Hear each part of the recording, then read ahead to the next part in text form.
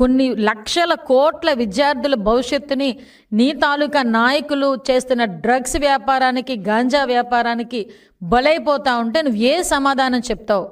ఆ తల్లిదండ్రులని ఏం సమాధానం చెప్తావు? తల్లిదండ్రులకి ఏం సమాధానం చెప్తావు?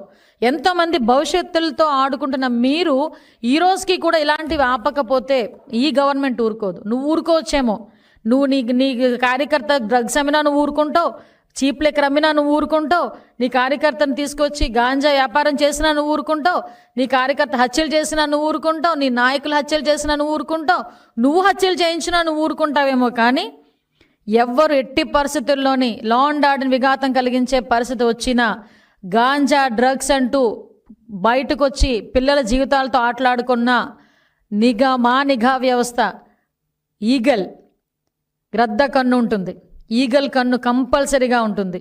ఆ నిఘా కన్నుతో మీరు కలుగుల్లో దాక్కున్నా కూడా బయటకు తీసుకొచ్చి మిమ్మల్ని శిక్షించి ఈ విద్యార్థుల భవిష్యత్తును కాపాడుకునే బాధ్యత ఈ గవర్నమెంట్, ఎన్డీఏ కూటమి, ప్రత్యేకంగా గౌరవ ముఖ్యమంత్రి గారు తీసుకుంటారని మీ అందరికీ కూడా తెలియజేసుకుంటూ ఒక్కసారి హెచ్చరిస్తున్నాం.